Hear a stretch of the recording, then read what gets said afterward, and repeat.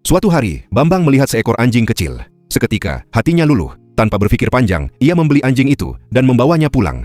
Sejak hari itu, anjing kecil tersebut selalu berada di sisinya, setia menemani kemanapun ia pergi. Waktu berlalu, dan tanpa disadari, anjing itu tumbuh semakin besar. 5 tahun kemudian, Bambang menikah. Anjing kesayangannya kini tak hanya dekat dengan tuannya, tetapi juga dengan sang istri, Yulia. Perlahan, anjing itu lebih sering menghabiskan waktu bersama Yulia. Tak lama, kebahagiaan mereka semakin lengkap dengan lahirnya seorang putri. Kehidupan keluarga kecil itu berjalan sempurna dan penuh kebahagiaan. Namun suatu hari, Bambang harus pergi keluar kota untuk urusan bisnis. Keesokan paginya, setelah Yulia keluar dari kamar mandi, anjing tersebut tiba-tiba mencium bau yang asing dari tuannya. Bau itu sangat aneh, sesuatu yang belum pernah ia rasakan sebelumnya. Bau dingin dan menusuk, seperti bau kematian. Nalurinya langsung bereaksi. Ia menggonggong terus-menerus, mencoba memperingatkan. Sayangnya Yulia tidak memahami maksudnya. Ia berdiri di dekat wastafel dapur ketika tiba-tiba rasa mual hebat menyerangnya. Ia muntah. Hari demi hari kondisinya semakin memburuk. Tubuhnya melemah, hingga untuk berbicara pun terasa sulit.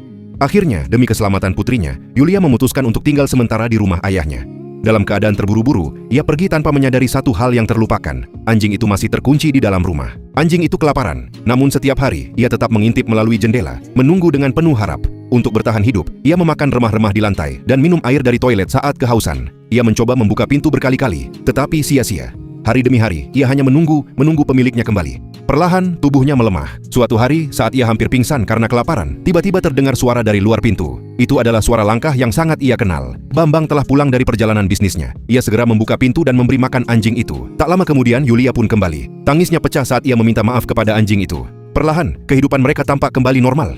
Namun suatu pagi, saat Yulia mengajak anjingnya berjalan-jalan di hutan, tiba-tiba rasa sakit tajam menusuk dadanya. Ia terjatuh ke tanah, menahan nyeri. Anjing itu panik dan menggonggong keras. Orang-orang di sekitar segera berlari mendekat dan memanggil ambulans. Yulia dilarikan ke rumah sakit. Bambang harus meninggalkan pekerjaannya untuk merawat putri mereka. Awalnya, semua terasa berat dan sulit. Namun sedikit demi sedikit, ia belajar menjalani peran barunya sebagai ayah. Bulan-bulan berlalu, dan Yulia menjalani operasi yang dinyatakan berhasil.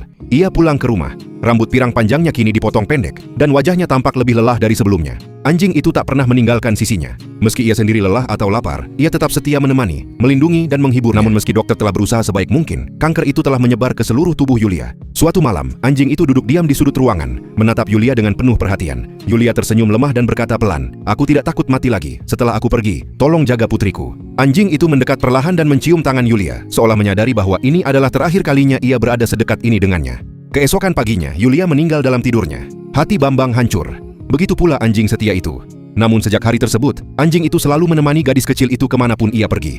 Ia menjaga dan melindunginya tanpa lelah, seolah-olah ia sedang menepati janji terakhirnya kepada tuan wanitanya yang sangat ia cintai.